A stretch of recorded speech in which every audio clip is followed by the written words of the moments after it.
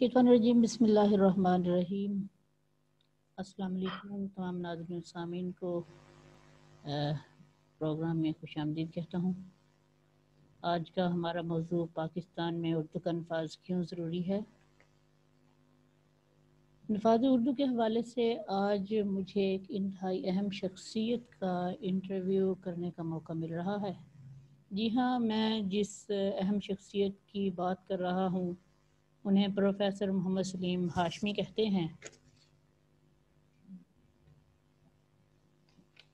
Professor Mohammad Salim Hashmi साहब पाकिस्तान कौमी ज़बान तहरीक के नायब सदर हैं और आपका शुमार पाकिस्तान कौमी ज़बान तहरीक के बानियान में भी होता है। मैं वक्त ज़ाय किए बगैर प्रोफेसर मोहम्मद सलीम हाशमी साहब को आज के इंटरव्यू में खुशामदीद कहता हूँ और बिस्मिल्लाहिर्रहमानिर्रहीम नहमदु व नसल्ली अला रसूलिल करीम। अस्सलाम वालेकुम। वालेकुम अस्सलाम। सर, आपका बहुत शुक्रिया कि आपने हमें अपने कीमती वक्त में से कुछ वक्त इनायत फरमाया। आपकी मुख्तसर ख्यालात आपकी ज़िंदगी पर, आपकी तहरीकी ज़िंदगी पर, आपके मुख्तसर ख्यालात और पाकिस्तान कौमी ज़बान तहरीक के अगराज़ व मकासद के हवाले से हमें आगाह फरमाएं। मैंने 1988 में बॉटनी में एमएससी किया। उसके बाद मुख्तलिफ अदारों में तालीम देने का सिलसिला शुरू किया। तालीम देते हुए जो एक बात बहुत वाज़ेह तौर पे नज़र आई वो ये कि मैट्रिक में बच्चे बड़े अच्छे नंबर लेके कॉलेज में पहुंचते थे। उनका ए ग्रेड होता था, ए प्लस ग्रेड होता था, और जैसे ही वो एफएससी में पहुंचते थे तो उनके ग्रेड नीचे चले जाते थे।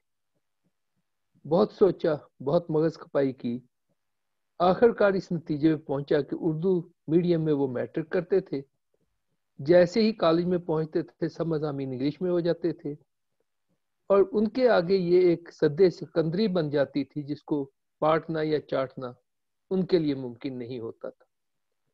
बरस सा बरस ये देखता रहा, इस बारे में अखबारों में मज़ामीन भी लिखे।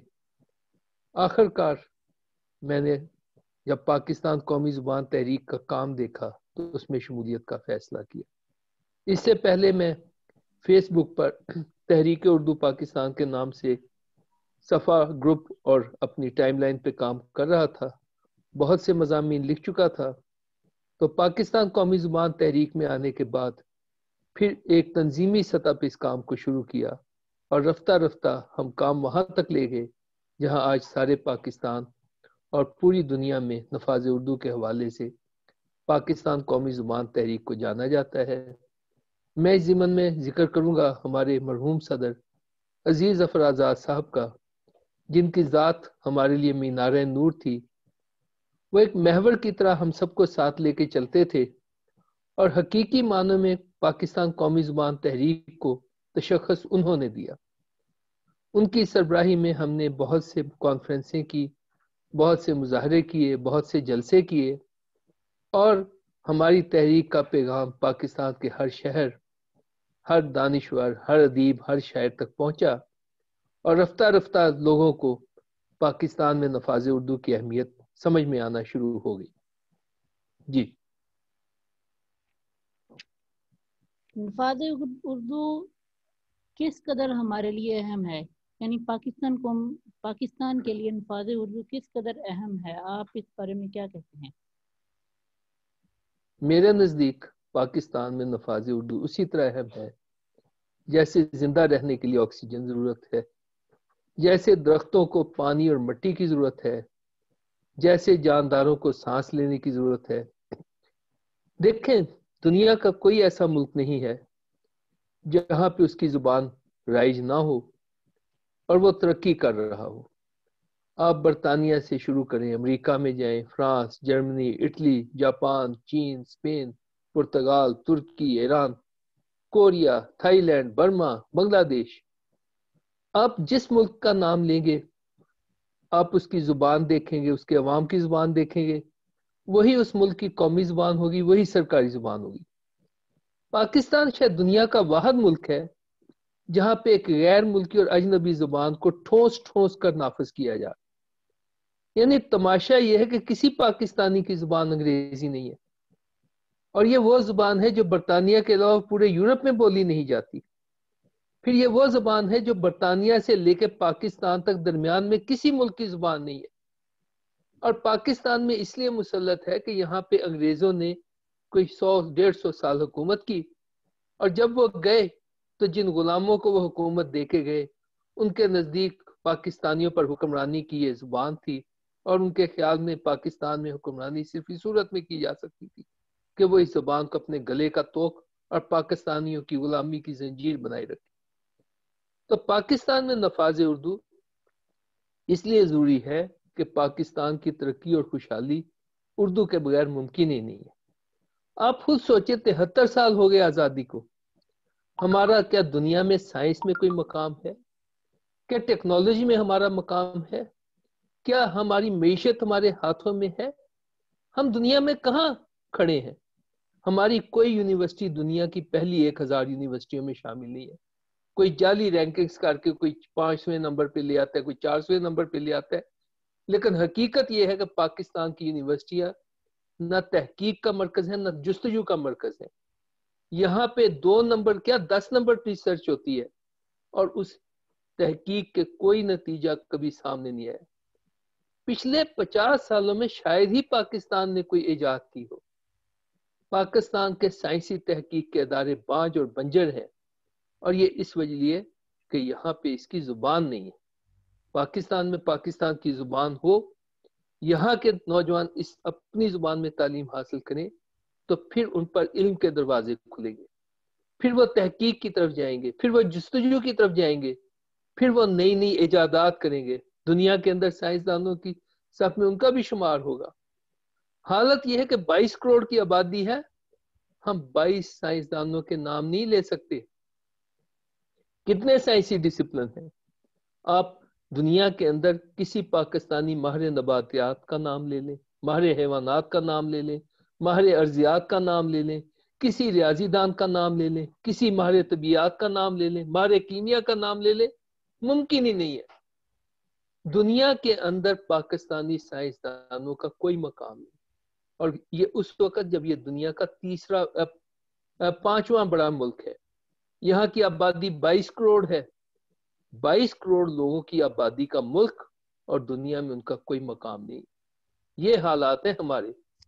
آپ اب نے یہاں سائنس اور ٹیکنالوجی کی بات کی، میں آپ سے سوال کرنا چاہوں گا کہ سائنس اور ٹیکنالوجی کو قومی زبان میں کیسے تبدیل کریں گے؟ اکثر ہم سے بھی پوچھا جاتا ہے، آپ بھی ہمیں تسلی بخش جواب سے آگاہ فرمائیں۔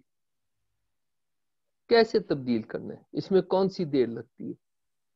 ہمارے جو ماہر تعلیم ہے، کیا وہ اس قابل نہیں ہے کہ میٹرک سے لے کے MSc تک سائنس کی کتابیں اردو میں لکھ سکیں؟ اگر وہ اس قابل نہیں تو انہوں نے اب تک کیا سیکھا ہے؟ انہوں نے کیا علم حاصل کیا؟ چلے ان پہ مٹی ڈالے۔ آج حکومت کہے کہ ہم نے اردو میں کتابیں چھاپنی ہے، اور وہ بین الاقوامی اور قومی اخبارات میں، جرائد میں ٹینڈر دے، جناب یہاں قطاریں لگ جائیں گی، 22 کروڑ لوگوں کے لیے کتابیں چھاپنی ہے، ایک ایک کلاس میں 20-20 لاکھ طالب علم ہے، یہاں پہ میک ملن، ویلی، پیک، آکسفورڈ، کیمبرج، اور یہ سارے جو بین الاقوامی ادارے ہیں، اور یہاں پہ مقامی ادارے جو ہے وہ قطار باندھ کے کھڑے ہو جائیں گے، ہمیں دیں، ہم یہ چھاپتے ہیں، ہم اردو میں لکھیں گے بھی، معیار بھی قائم کریں گے، اور آپ کو سستی ترین کتابیں دیں گے۔ ہماری حکومتوں میں تو ذرا سی جسے کہتے ہیں حکمت نہیں ہے۔ حکمت ہوتی تو آج ہم دنیا کی ٹھوکروں میں نہ پڑے ہوتے، آج ہم ترقی کے کسی مقام پہ ہوتے۔ تو جہاں تک سائنس اور ٹیکنالوجی کی کتابیں چھاپنے کی بات ہے، اگر دنیا ہمیں انگریزی میں کتابیں چھاپ کے دے سکتی ہے، منافع کما سکتی ہے، دولت حاصل کر سکتی ہے، تو انہوں نے تو کاروبار کرنا ہے، وہ اردو میں چھاپ کے دے دیں گے۔ اس کے لیے صرف اس عزم کی ضرورت ہے کہ ہم نے پاکستان کو ترقی دینی ہے۔ ہم اس ملک کے وفادار ہیں، ہم غدار اور ملک دشمن نہیں ہیں، ہم تعلیم کا بیڑا رک نہیں کر رہے ہیں۔ یہ جو ہمارے ہاں بیٹھے ہیں، میں ابھی بعد میں آپ کا کسی اور سوال کے جواب میں بتاؤں گا کہ یہ ہماری تعلیم کی جڑیں کس طرح سے کاٹ رہے ہیں۔ تو اگر پاکستان کو ترقی دینی ہے، اگر پاکستان کو دنیا میں کوئی مقام دینا ہے تو اس کے لیے ہمارا سارا نصاب تعلیم، میں جب سارے کی بات کرتا ہوں تو میری ذہن میں پہلی جماعت سے لے کے پی ایچ ڈی تک ساری جماعتیں اور سارے مضامین شامل ہوتے ہیں. ہمیں تمام مضامین کی تعلیم اردو میں دینی ہوگی، پھر ہمارے ہاں سائنسدان پیدا ہوں گے، پھر ہمارے ہاں ٹیکنالوجسٹ پیدا ہوں گے. اور جہاں تک کتابیں چھاپنے کی بات ہے، یہ کوئی مسئلہ ہی نہیں ہے. میں ایسے فیس بک گروپ میں ہوں جہاں لوگ ایک دن میں 10 20 50 مضامین سائنسی لکھتے ہیں سائنسی موضوعات پر اور اردو میں، اور وہ بہترین انداز میں لکھے جاتے ہیں، بہترین سمجھ آتے ہیں.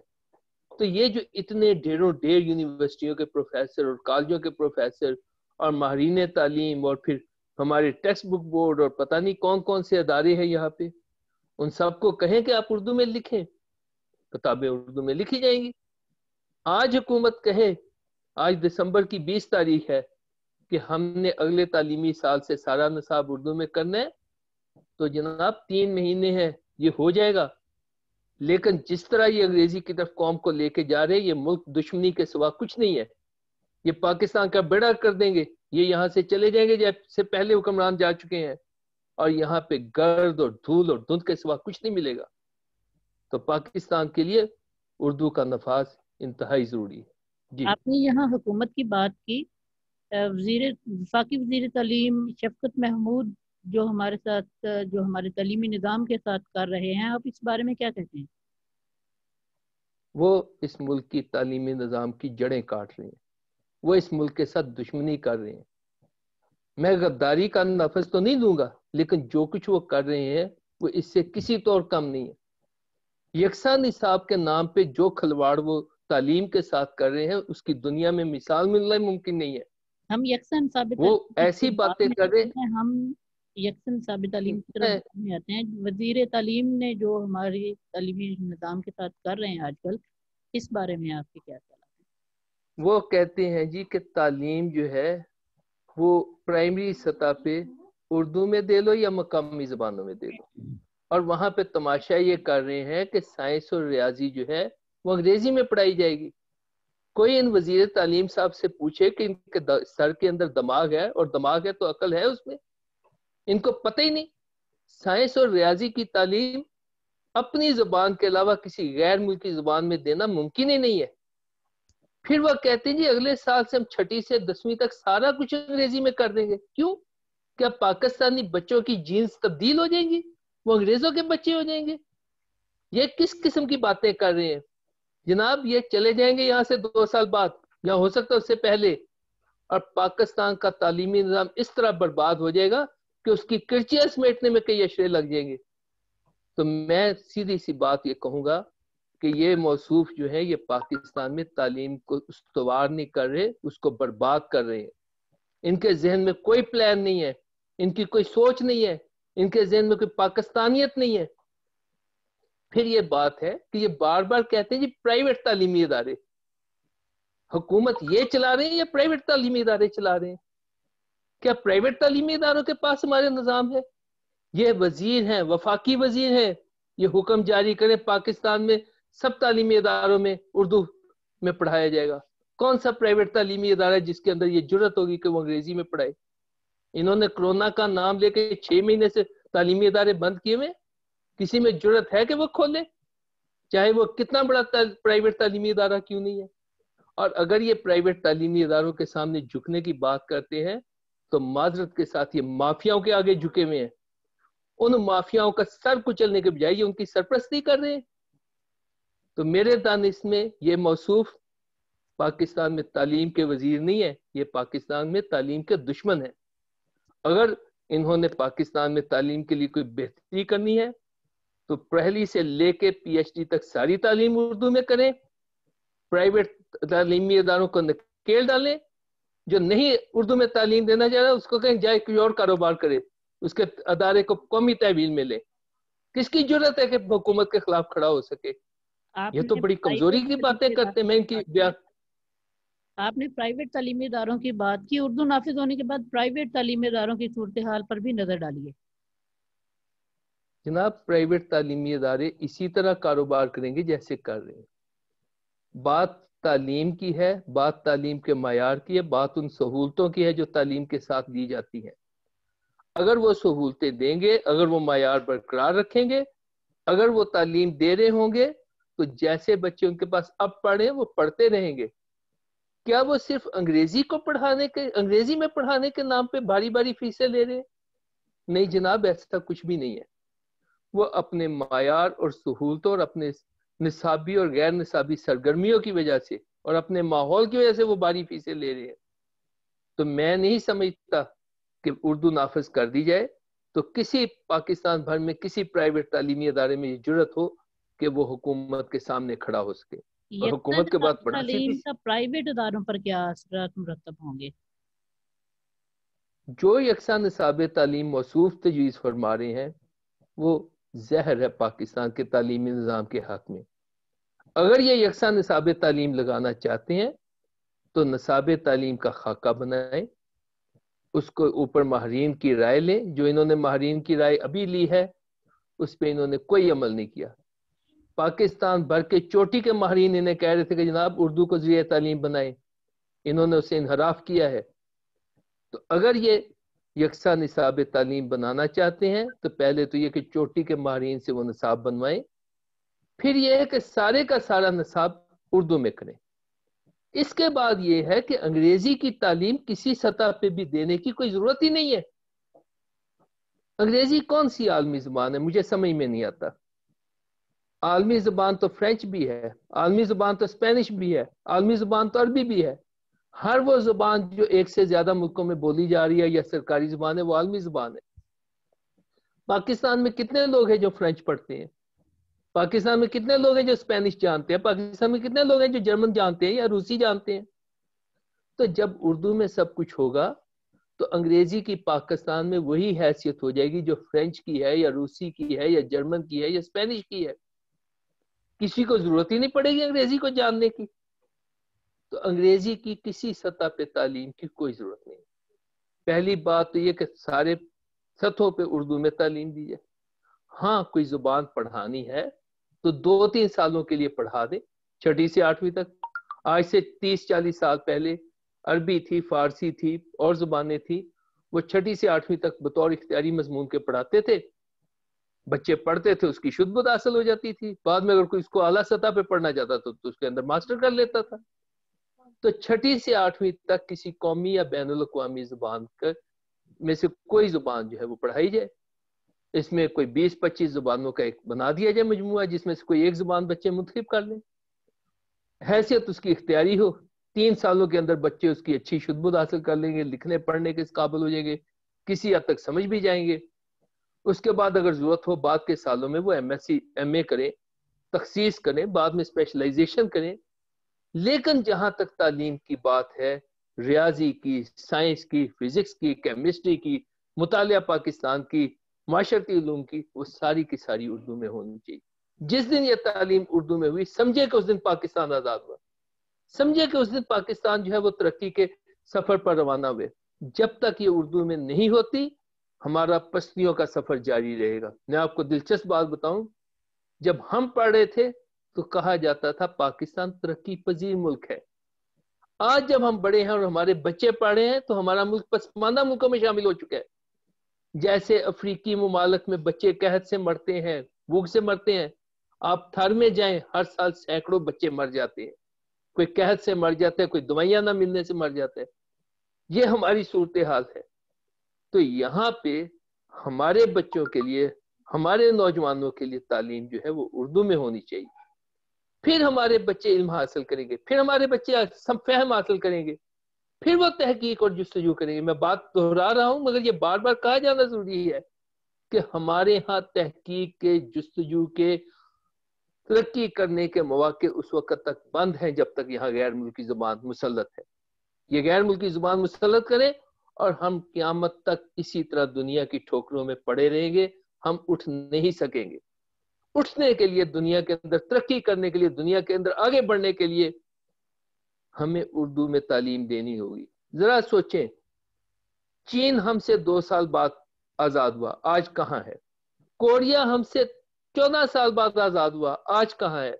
بنگلہ دیش ہمارا حصہ تھا، ہم سے الگ ہوا، 49 سال ہونے کو آئے ہیں، وہ ہم سے آگے نکل گیا، ان کا سکہ ہم سے آگے نکل گیا۔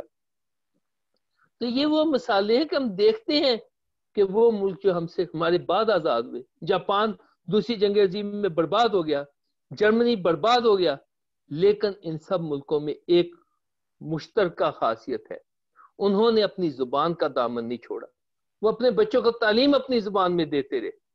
کہتے ہیں کہ جب جاپان نے دوسری جنگ عظیم میں ایٹم بم کا سامنا کیا، اس کے بادشاہ نے ہتھیار ڈالے تو اس نے صرف ایک مطالبہ کے سامنے رکھا جو فاتح لوگ تھے، کہ میرے ملک کے بچے اپنی زبان میں تعلیم حاصل کریں گے۔ اسی طرح جب چین آزاد ہوا تو اس نے سارے مشنری، سارے انگریزوں کو کہا نکل جاؤ، ہمیں تمہاری ضرورت نہیں ہے۔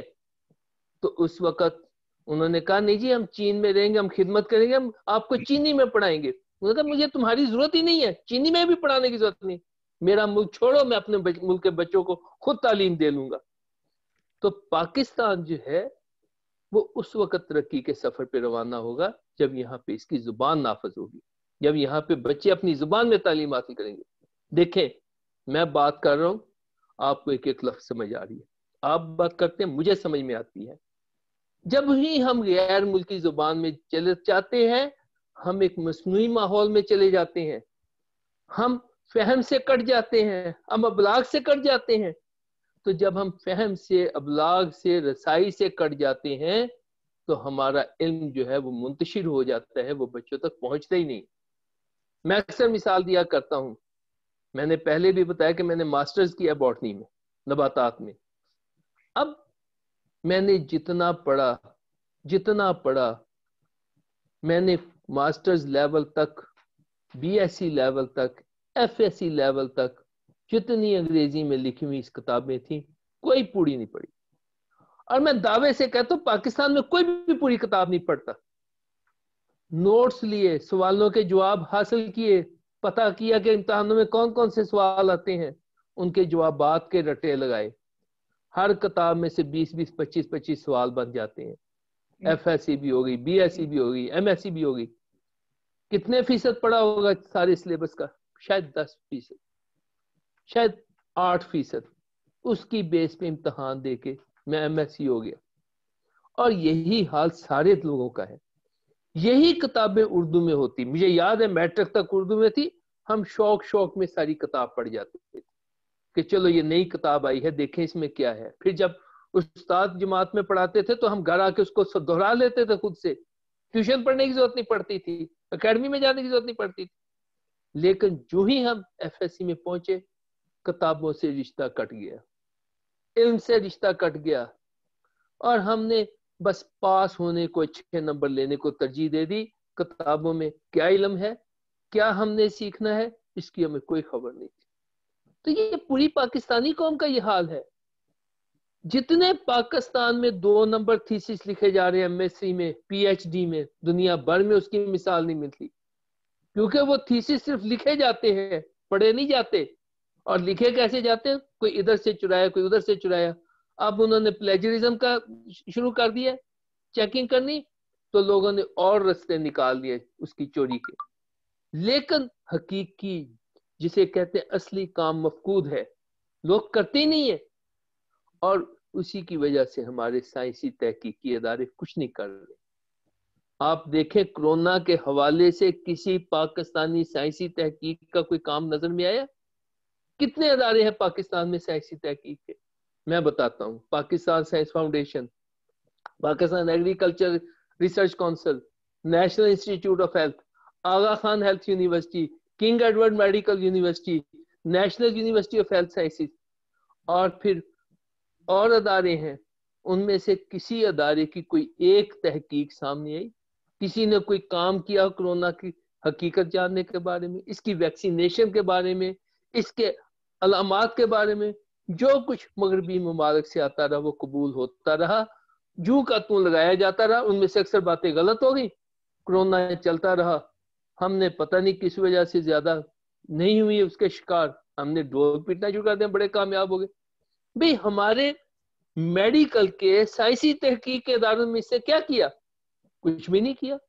وہ ظفر علی مرزا صاحب روز آ جاتے تھے ٹی وی پہ, پتا چلا کوئی فراڈ کرا کے غائب ہو گئے. کیا کیا انہوں نے؟ تو یہ جو پاکستان ہے اس میں تعلیم کے نام سے پچھلے 73 سال سے فراڈ کا سلسلہ جاری. کیونکہ میرے نزدیک غیر ملکی زبان میں تعلیم دینا فراڈ کے سوا کچھ نہیں ہے. کیونکہ تعلیم تو ہم دے ہی نہیں رہے ہوتے, ہم تو رٹا لگوا رہے ہیں, ہم تو بچوں کے سوالوں کے جواب رٹوا رہے ہیں. تو وہ جو رٹے پہ چلتا ہے اس کا نتیجہ وہ ہے جو ہمارا نکل. جی آپ کیا سمجھتے ہیں اردو سب سے پہلے کس شعبہ زندگی میں نافذ ہونی چاہیے؟ سب سے پہلے تو اسے انتظامی اداروں میں فوری طور پہ یہ ایک رات کے اندر نافذ ہو جائے گی. آج کہیں کہ کل سے ساری خط و کتابت, کل سے سارے احکامات, کل سے ساری ہدایات اردو میں جاری ہوں گی, ہونا شروع ہو جائیں گی. بھئی جب وہ انگریزی میں سب کچھ کر لیتے ہیں جو کسی کی زبان نہیں, کسی کو آتی بھی نہیں ہے, ماری موٹی نقل کی چوری کے, ادھر سے لیٹر پکڑا ادھر سے پکڑا, اس کو جوڑا اس کو لگایا, لیٹر تیار کر کے بھیج دیا, اور غلطیاں بھی بے شمار ہوتی ہیں, اور وہ اس کی نیت پہ چلتے ہیں, مفہوم پہ نہیں چلتے. میں نے عدالت کے فیصلے پڑھے ہیں, نیت پہ فیصلے پڑھے جاتے ہیں, اگر ان کا مفہوم پڑھ کے جو لکھا وہ کر کیا جائے تو شاید فیصلہ کچھ کا کچھ ہو جائے. تو سب سے پہلے تو انتظامی اداروں میں, حکومتی اداروں میں اردو نافذ ہو. سارے سیکریٹریٹ, سارے ادارے, سارے محکمے وہ اردو میں خط و کتابت شروع کریں, اردو میں احکامات ہدایات دینی شروع کریں, اردو میں اطلاع نامے جاری کرنے شروع کریں. پتہ لگ جائے گا کہ ہم اردو کی طرف آگے. آپ کے دوسری پاس بات یہ نفاذ اردو کے لیے کیا تجاویز ہیں کہ ہم جی میں کیسے اردو اسی نافذ کر سکتے ہیں کی پاکستان؟ بات کر رہا ہوں کہ سب سے پہلے تو انتظامی اور کاروباری یہ جو کاروباری مملکت چلانے والے ادارے ہیں وہاں پہ اردو نافذ کی جائے, اور ایک انتظامی حکم دے دیا جائے کہ کل سے سارے اداروں میں اردو میں خط و کتابت ہوگی اور سارے امور سے انجام دیے جائیں گے. ہو جائے گا. جس کسی کو اردو مشکل لگے اسے پوچھیں جی آپ کو مشکل لگتی ہے, انہیں وہ مشکل ہے, اسے کہ آپ پاکستان میں نوکری کرنے کے قابل نہیں ہے, آپ استعفیٰ دے کر جائیں. جناب 2 دن کے اندر اندر ساری اردو ہو جائے گی. اس کے بعد میں مقابلے کے امتحانات کی بات کر رہا تھا کہ مقابلے کے امتحانات اردو میں ہو. بہت شور مچائیں گے جی انگریزی میں ہم نے بی ایس سی کیا, جی انگریزی میں پڑھ کے ایم ایس سی کی ہے, تو 2% رزلٹ ہی آتا ہے نا. تو انہیں کہ یہ بھی آپ کا امتحان ہے کہ آپ نے جو انگریزی میں پڑھا اس کو اردو میں کتنا اچھا بیان کر سکتے ہیں. 6 مضامین ہے نا لازمی, ایک پریسی کمپوزیشن کا, ایک ایسے کا, ایک ایوری ڈے سائنس کا, ایک پاکستان افیئر کا, ایک کرنٹ افیئر کا, ایک اسلامیات ہے.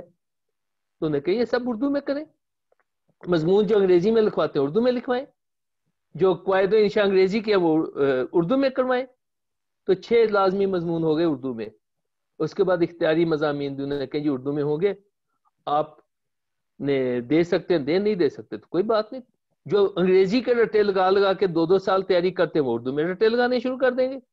شروع میں رٹے لگے گا, بعد میں وہ علم کے زور پہ کر لیں گے. تیسری جائے آ جاتی ہے شعبہ تعلیم. تو جیسے میں نے پہلے کہا کہ تعلیم کے شعبے میں آج اعلان کریں کہ جناب ہم نے اگلے سال مارچ سے, اگلے تعلیمی سال سے ہم نے اردو نافذ کرنی ہے. سارے مصنفین کو, پبلشرز کو بلائے, انہیں کہیں جی یہ نصاب ہے ہمارا, اس کے مطابق کتابیں ہمیں اردو میں چاہیے. میٹرک تک تو ویسے 10 سال پہلے پڑھایا جاتا تھا, ابھی بھی پڑھایا جاتا ہے, ابھی بھی کتابیں اردو میں چھپتی ہیں, تو میٹرک تک تو وہ لگائی جائے. اس کے بعد F S C, B S C, M S C, B A B S C یا بی ایس, جو بھی سسٹم چل رہا ہے اس کی کتابیں تیار کروائیں. یہ مارچ تک سارا آپ کو مواد مل جائے گا. وہ لکھیں گے بھی, وہ چھاپیں گے بھی, وہ آپ کو دے بھی دیں گے, اور آپ اگلے تعلیمی سال سے اردو کو نافذ کر دیں.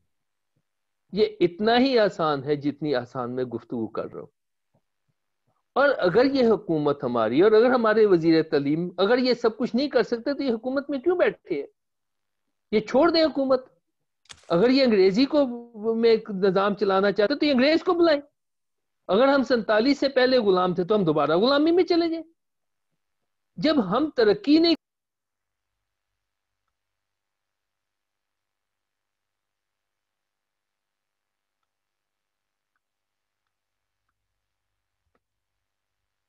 ایک منٹ سر, آپ کا مائک آف ہو گیا ہے. اپنا مائک آن کرنے پلیز. جی جی آن کر دیا. تو میں یہ کہہ رہا ہوں کہ انہیں پاکستان میں اردو نافذ کرنی چاہیے. اس میں کوئی 15 سال کی، کوئی 20 سال کی، کوئی 5 سال کی مدت نہیں چاہیے. یہ جہاں تک انتظامی امور کی بات ہے، جہاں تک دفتری امور کی بات ہے، چلیں ہم کہتے ہیں 1 جنوری 2021 سے یہ شروع کر دیں. مقابلے کے امتحانات فروری کے مہینے میں ہونے ہیں. آج اعلان کر دیں کہ سارے مقابلے کے امتحان اردو میں ہوں گے، اور امیدواران کو بتا دیں کہ یہ آپ کی یہ بھی ایک آزمائش ہے کہ آپ یہ امتحان اردو میں دیں، وہ اردو میں ہو جائیں گے. اس کے بعد آ جاتے ہیں نظام تعلیم، تو اگلے تعلیمی سال سے اردو نافذ کر دیں. یہ ایک سادہ سا لائحہ عمل کہہ لیں، روڈ میپ کہہ لیں، جو بھی کہہ لیں. یہ تو ہے پاکستان کی بات، پاکستان کو آگے چلانے کی بات. لیکن اگر صرف وزارتوں کے مزے لوٹنے ہیں، لوگوں کو بتانے میں وزیر تعلیم ہوں، لوگوں کو بتانے میں سیکرٹری تعلیم ہوں، لوگوں کو بتانے میں بڑا انگریزی بولتا ہوں، پھر وہ جو پاکستان کی 73 سال میں پستی کا سفر ہے وہ جاری رہے گا. اس میں کسی قسم کی ترقی کا کوئی موڑ نہیں آئے گا، ترقی کا کوئی پڑاؤ نہیں آئے گا. پھر یہ تنزلی کا سفر جاری رہے گا. جناب یہ ڈوب مرنے کا مقام ہے کہ پاکستان کا دنیا میں 5واں بڑا ملک آبادی کے لحاظ سے، ہر قسم کی آب و ہوا، صحرا، سمندر، پہاڑ، کوہستان، سب کچھ موجود، معدنی وسائل سے مالا مال، قدرتی وسائل سے مالا مال. سال میں 4 موسم ملتے ہیں، ہر طرح کا پھل سبزی اناج پیدا ہوتا ہے. اور پھر پتہ چلتا ہے کہ ہم گندم کبھی درآمد کر رہے ہیں، کبھی پتہ لگتا ہے چینی درآمد کر رہے ہیں، کبھی پتہ لگتا ہے آلو درآمد کر رہے ہیں. دنیا کے اندر ہمارا کوئی نہ سے ہے نہ مقام ہے. نہ ہم عرب ممالک پوچھتے ہیں، نہ ہمیں یورپی ممالک پوچھتے ہیں. ہمارے وزراء جاتے ہیں وہ کپڑے اتروا لیتے ہیں ایئرپورٹوں پہ. تو یہ جو عزت کا معیار قائم کیا ہوا ہے یہ تو نہیں ہے. تو بہتر یہ ہے کہ یہ جن لوگوں کو یہ عارضی حکومت ملی ہے، ہر حکومت عارضی ہوتی ہے، یہ عارضی مدت کا فائدہ اٹھائیں، پاکستان کو اس کی پٹری پہ ڈال دیں، پاکستان کو اس کے راستے پہ ڈال دیں. آخر پاکستان بنا تھا تو کیوں بنا تھا؟ کہ اس ملک کے لوگوں کو آزادی ملے، ان لوگوں کو زندگی اپنی مرضی کے مطابق گزار سکے. قائد اعظم کے اقوال ہیں، علامہ اقبال کی سوچ ہے، اور یہ سب کچھ.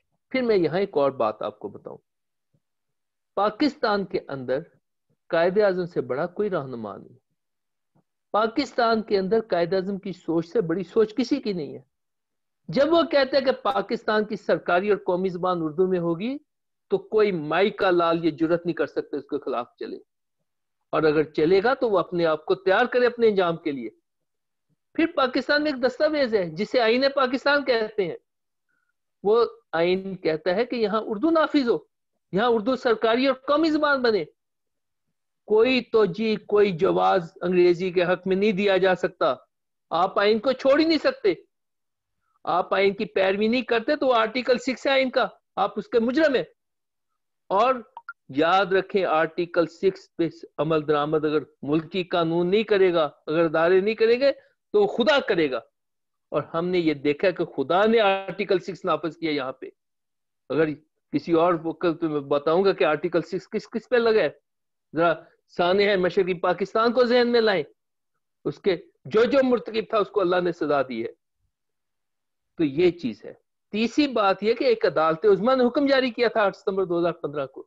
اس میں اس نے واضح طور پہ کہا تھا کہ یہاں پہ اردو فوری طور پہ نافذ کی جائے. وہ جو پچھلے حکمران تھے نا، ان کے اور بھی جرائم ہوں گے، لیکن ان کا سب سے بڑا جرم یہ تھا کہ جب عدالت عظمیٰ نے ان کو حکم دیا کہ یہاں پہ اردو نافذ کرو، انہوں نے اردو نافذ کرنے کے بجائے لیت و لال سے کام لینا شروع کر دیا. وہ ایک مجرم ہے عرفان صدیقی، اس کو بنایا گیا کہ یہ اردو نافذ کرے گا. اس نے ہر ممکن کوشش کی کہ یہاں پہ اردو نافذ نہ ہو. اس نے اردو کے نفاذ کے راستے میں رکاوٹیں ڈالی. پھر وہ اپنے انجام کو چلے گئے. سر ایک اور تو سوال یہ ہے آئین کہ ہائر لیول کی جو بکس ہیں جو ہم بی ایس میں یا ایم ایس میں یا پی ایچ ڈی میں پڑھتے ہیں، وہ تو پاکستانی رائٹرز کی ہیں ہی نہیں، پاکستانی لکھاریوں کی ہیں ہی نہیں. تو ان کا پھر کیا صورتحال ہو سکتی ہے؟ جناب قرآن پاک کس زبان میں اترے؟ عربی میں. تو کیا وہ ہمارے لیے نہیں ہے؟ کیا ہم نے اس کا ترجمہ نہیں کیا ہوا؟ یہ زبانیں، یہ جو کتابیں ہیں، یہ قرآن پاک سے زیادہ اہم ہو گئی ہیں، ان کا ترجمہ کیا جائے۔ ہمارے یہ جو یونیورسٹیاں پروفیسروں سے بری ہوئی ہیں، 2 نمبر پی ایچ ڈیوں سے ادارے بڑے ہوئے ہیں، ان سے کئی کتابیں لکھیں، اردو میں لکھیں، وہ کس دن کے لیے پڑھتی ہوئے ہیں یہاں پہ؟ تو ان سے کہیں کہ اردو میں لکھو، سارے نصاب کو اردو میں تیار کرو۔ مشکل انسان کی کیا بات ہے؟ جو کتاب ہے، جو علم ہے، وہ اپنی یار کہتے ہیں راکٹ سائنس سب سے مشکل سائنس ہے، دنیا کا ہر ملک اپنی اپنی زبان میں راکٹ سائنس پڑھا رہا ہے، تو وہ نہیں منتقل کر رہے۔ جرمنی والے جرمن میں پڑھا رہے ہیں، فرانس والے فرینچ میں پڑھا رہے ہیں، روس والے رشین میں پڑھا رہے ہیں، ہنگری والے ہنگیرین میں پڑھا رہے ہیں، سویڈن والے سویڈش میں پڑھا رہے ہیں۔ تو اگر ساری دنیا اپنی اپنی زبان میں ہر قسم کے علم کا پڑھا رہی ہے، تو اردو میں ایسی کون سی کمی ہے؟ تو میرے نزدیک تو یہ ہے کہ یہ نیک نیتی سے آگے ہے، یہ ہیلے بہانے چھوڑیں، مکر بازیاں چھوڑیں، یہ جو چالاکیاں کریں وہ سیاسی میدان میں کریں، تعلیم کے ساتھ چالاکیاں مت کریں۔ وقت اختتام پاکستان کے وفادار بنے۔ یہ وقت ہمارا جو ہے وہ ختم ہونے کے قریب پہنچ رہا ہے، تو ایک آخری سوال کے ساتھ میں آپ سے اجازت چاہوں گا کہ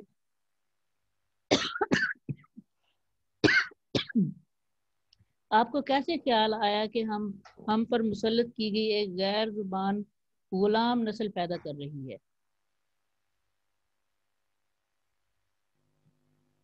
نظر آتے ہیں نا، آزاد جو ہے وہ آزادی کی طرف جاتے ہیں۔ آپ نے ترکی میں دیکھا، آزاد لوگوں کا ملک ہے، انہوں نے کس طرح ایک جبر کے خلاف مزاحمت کی، ان کی ہر چیز سے آزادی ہے۔ ایران کو دیکھیں، آزاد ملک ہے، ہر چیز سے آزادی ٹپکتی ہے۔ برطانیہ کو دیکھیں، آزاد ملک ہے، ہر چیز سے آزادی ٹپکتی ہے۔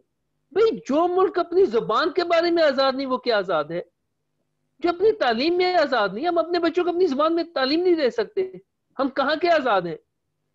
تو انگریزی کا اور غلامی کا براہ راست تعلق ہے۔ ہم غلام ہیں اس لیے کہ ہم پہ غیر ملکی زبان مسلط ہے۔ ہم آزاد ہوں گے جب ہم اپنی زبان میں کام کر سکیں گے۔ اور یاد رکھیں، پاکستان میں ایک ہی زبان ہے جو اس کی زبان ہے، وہ ہے اردو۔ باقی جو زبانیں ہیں وہ علاقائی زبانیں ہیں، ان کے اندر آپ ادب تخلیق کریں، ان کے فروغ کے لیے ادارے بنائیں۔ یہ آرٹیکل 251 کی ذیلی شق 3 کہتی ہے، ان کا تحفظ کریں، ان کو فروغ دیں، لوگوں کو کہ اس میں شاعری کریں، اس میں افسانے لکھیں، اس میں ناول لکھیں، چھاپیں، بانٹیں۔ لیکن جو قومی زبان ہے، جو رابطے کی زبان ہے، جو سرکاری زبان ہے، وہ صرف اردو ہے۔ اردو کے علاوہ کسی زبان میں یہ نہیں ہے۔ اور جہاں تک انگریزی کی بات ہے، یہ کان کھول کے سننے اور سب کو سمجھ آنی چاہیے، یہ ایک غیر آئینی اور غیر قانونی زبان ہے۔ 1973 کے آئین کے آرٹیکل 251 کے تحت اور اس کے ساتھ عدالت عظمیٰ کا فیصلہ پڑھنے 8 ستمبر 2015 کا، پاکستان میں جو کچھ انگریزی میں ہو رہا ہے سب غیر آئینی ہے، سب غیر قانونی ہے۔ آج کوئی وکیل کسی عدالت کے پاس چلے جائے، اس کا کل ہی فیصلہ آ جائے گا کہ اس ملک میں انگریزی کا تسلط جو ہے وہ غیر آئینی ہے، اور اس میں جو کچھ ہو رہا ہے سب غیر آئینی ہے۔ تو یہ حکومت کو اپنے تحفظ کے لیے، اپنے اقدامات کے تحفظ کے لیے چاہیے کہ وہ اردو نافذ کرے اور سب کچھ اردو میں کرے۔ اس کے علاوہ کوئی راستہ نہیں ہے۔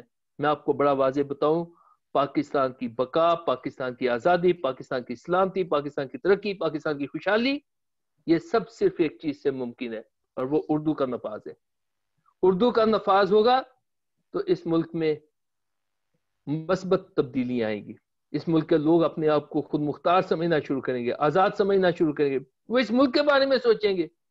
ابھی تو ان کی ذہن میں یہ کہ ہم بھاگ جائیں یہاں سے، انگریزی میں پڑھیں اور دیکھیں کہاں کہاں انگریزی میں نوکریاں ملتی ہیں پڑھنے کی بنیاد پہ، تو ہم وہاں بھاگ جائیں۔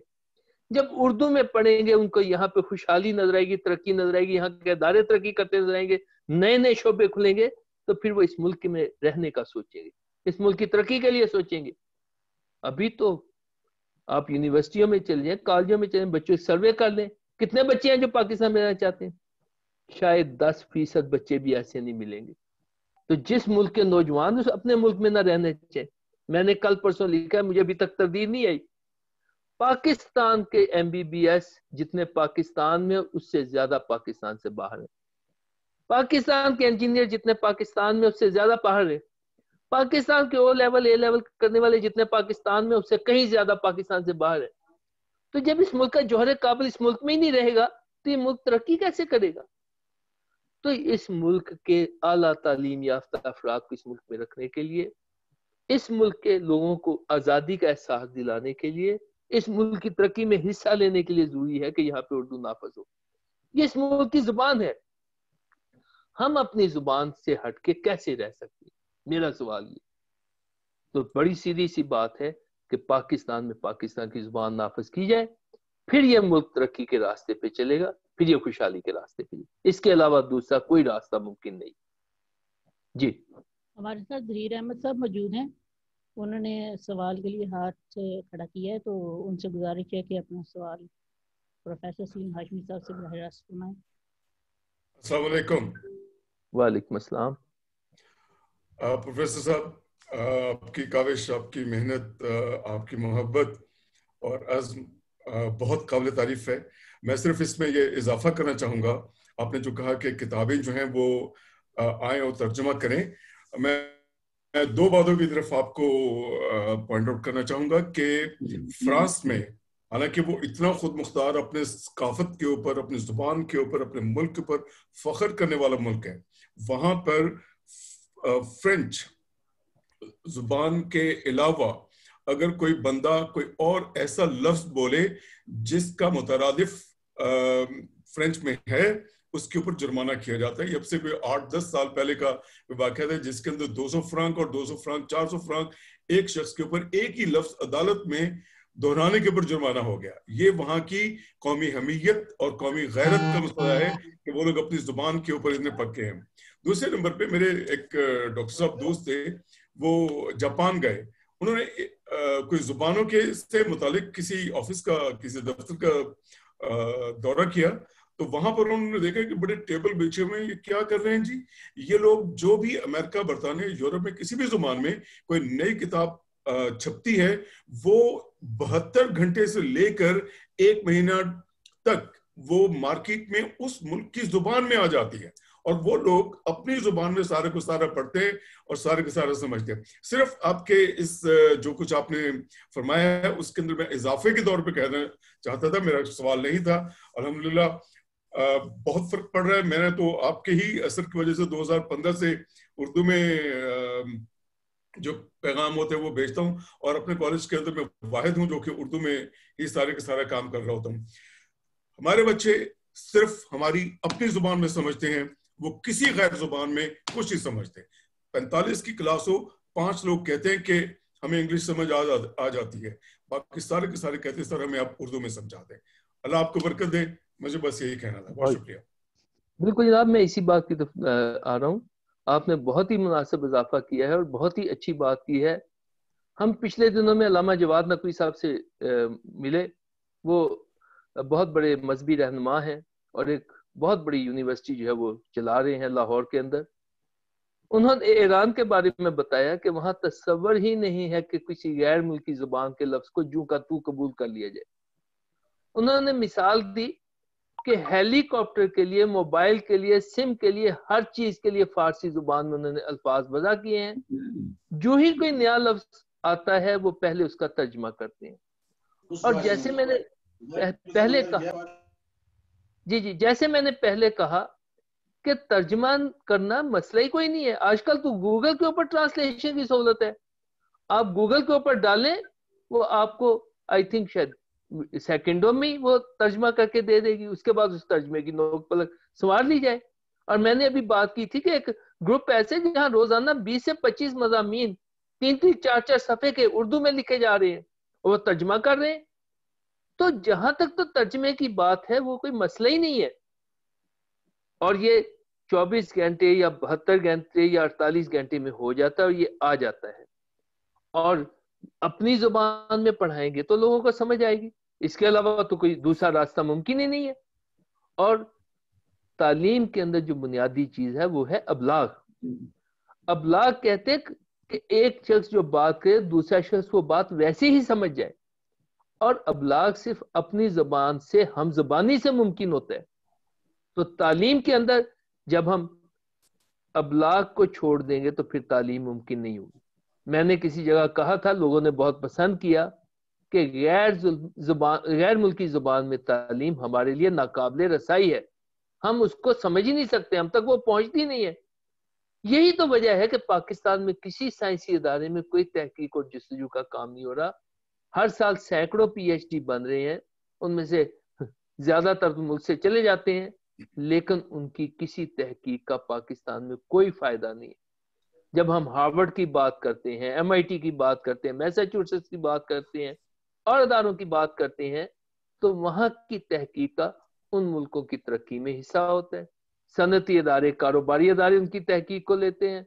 ہماری تحقیقات کا یہ عالم ہے جیسے وہ ایک محاورہ کہتے ہیں کہ ٹائیں ٹائیں فش, وہ ہوتی ہے, اس کی ایک کتاب بنتی ہے, اس کی 3-4 جلدیں بنتی ہیں, وہ بیرونی ممتحن کو اندرونی ممتحن کو دے دی جاتی ہے, اس کتاب کے اوپر ایک ڈگری دے دی جاتی ہے, اس کے بعد وہ الماریوں کی زینت بن کے ہمیشہ ہمیشہ کے لیے غائب ہو جاتی ہے.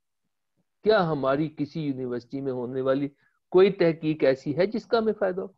پھر یہاں پہ میں ضمناً ایک بات اور بھی کر دوں, وہ لوگ جو بیرون ملک جا کر تعلیم حاصل کرتے ہیں, یہ ایک عجیب ڈرامہ جو پاکستان میں کیا جا رہا ہے, تعلیم حاصل کرنے کے لیے بیرون ملک چلے جاؤ.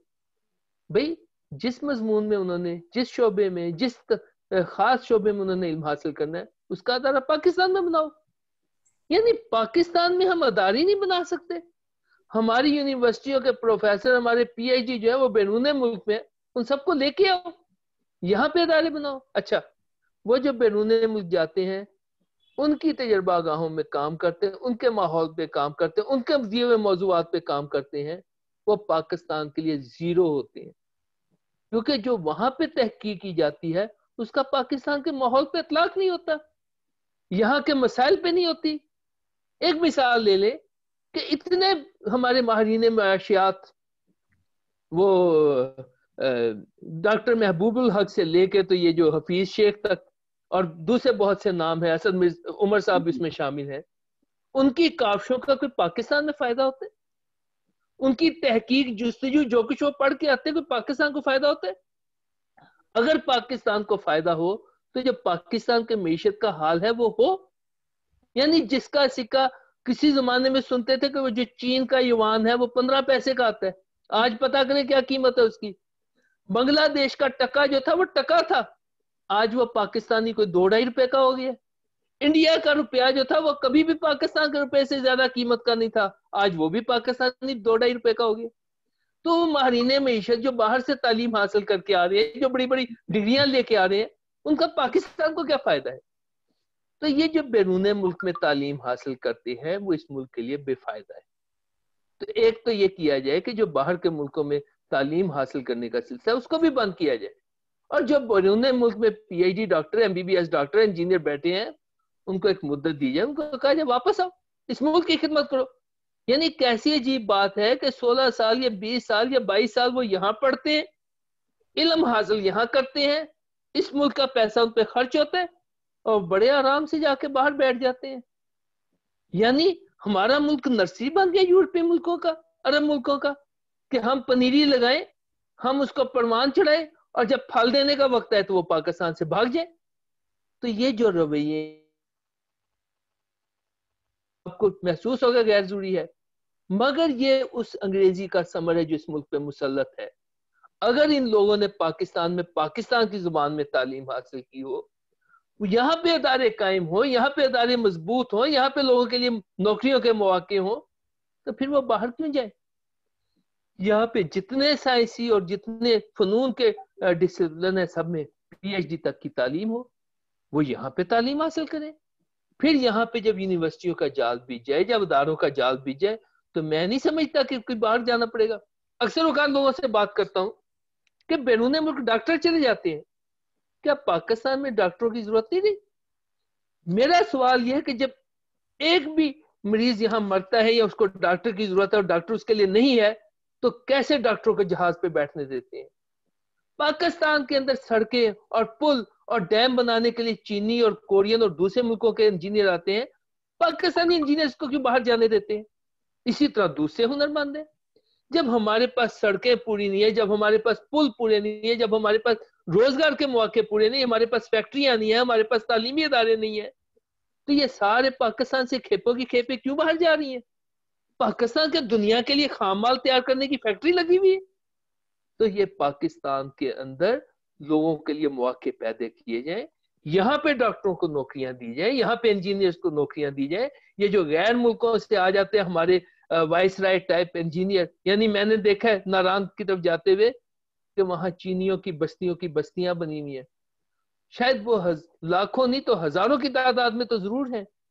جب سی پیک کا منصوبہ بنایا گیا تھا تو کیوں نہیں اس میں رکھا گیا کہ پاکستانی ہنرمندوں کو اس میں نوکریاں ملیں گی؟ سارے کے سارے چینی بنا رہے ہیں.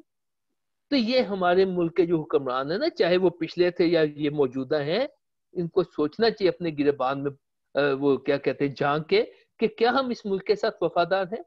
کیا ہمیں اس ملک سے محبت ہے؟ کیا ہم نے اس ملک کو صرف اپنی چراگاہ سمجھے یا یہاں پہ کوئی آبیاری کرنا بھی ہمارا کام ہے؟ تو میں تو بہت مایوسی کا شکار ہو جاتا ہوں جب ان کے حالات دیکھتا ہوں.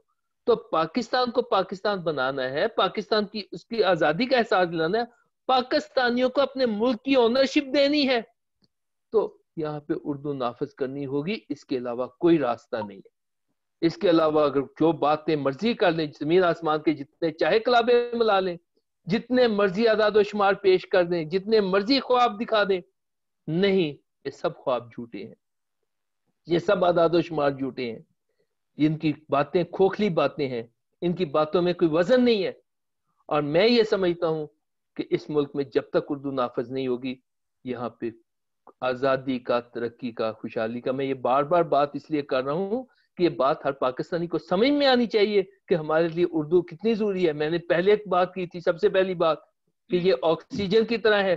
جیسے سانس لینے کے لیے آکسیجن کی ضرورت ہے، جیسے زندہ رہنے کے لیے خوراک اور پانی کی ضرورت ہے، اس طرح ہماری ملکی زندگی کے لیے، اس قوم کے لیے اردو کی ضرورت ہے. جی، آپ کی بہت بہترین باتیں، بڑی زبردست آپ کی گفتگو سننے کا بہت مزہ آیا، اور خوشی ہوئی کہ آپ کے خیالات پاکستان کے لیے، محب وطن کے خیالات جو ہوتے ہیں وہی آپ کے خیالات ہیں. اور آپ نے اپنے قیمتی وقت میں سے ہمیں جو وقت عنایت کیا، میں دل سے شکر گزار ہوں آپ کا کہ آپ نے اتنی زبردست گفتگو کی نفاذ اردو کے حوالے سے. جو لوگوں کے سوالات تھے ان کے جوابات دیے، اور جو لوگ آپ کو سننا چاہتے ہیں اور سننا چاہتے تھے اور جنہوں نے آپ کو سنا، ان کو بھی ظاہری بات ہے مزہ آیا ہوگا، انہوں نے سنا ہوگا، اور آپ کے خیالات سے انہوں نے بھی اتفاق ضرور کیا ہوگا. اور کچھ دوست کر رہے ہوں گے اور کچھ دوست یہ سوچ رہے ہوں گے کہ اس میں فلاں نقطہ کی بات نہیں کی، فلاں کی نہیں کی. لیکن انشاءاللہ ہم اگلے انٹرویو میں آپ سے جو سوالات رہ گئے ہیں آج کے انٹرویو میں، وہ انشاءاللہ اگلے انٹرویو میں ضرور کریں گے. آپ کا بہت شکریہ کہ آپ نے اپنے قیمتی وقت میں سے ہمیں کچھ وقت عنایت فرمایا. انشاءاللہ ایک بار پھر آپ کو جو سوالات رہ گئے ہیں اس کے لیے آپ کو دوبارہ تکلیف دیں گے. آپ کا بہت شکریہ. پروفیسر محمد سلیم ہاشمی صاحب ہمارے ساتھ موجود تھے.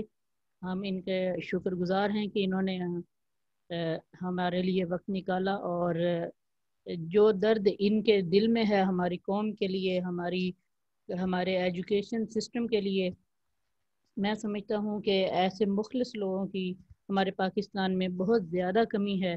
ہمیں ان کے خیالات سے اور ان کی سوچ سے اور ان کے جو تجربات انہوں نے اپنے ہمارے ساتھ شیئر کیے، ہم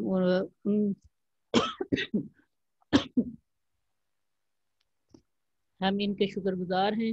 انشاءاللہ اگلی میٹنگ میں ضرور بات ہوگی. انشاءاللہ ہمارا چینل دیکھتے رہیے. انشاءاللہ اگلی میٹنگ میں ہم پاکستان قومی زبان تحریک کے بانی پروفیسر اشتیاق احمد صاحب سے انٹرویو کریں گے. انشاءاللہ آپ لوگ بھی سنیے گا، جو آج آئے ہیں اور جو نہیں آ سکے ہمارے انٹرویو کو سننے کے لیے، وہ انشاءاللہ اگلی انٹرویو میں ضرور آئیں گے. آپ سب کا، سننے والوں کا بہت شکریہ. اور اگر کوئی سوال ہو تو مجھے پرسنلی موبائل پر میسیج کر دیجیے گا، تو انشاءاللہ وہ ہم اگلے انٹرویو میں شامل کر لیں گے. آپ تمام احباب کا بہت شکریہ. پروفیسر محمد سلیم ہاشمی صاحب آپ کا بہت شکریہ. السلام علیکم. اللہ حافظ. بہت شکریہ. اللہ حافظ.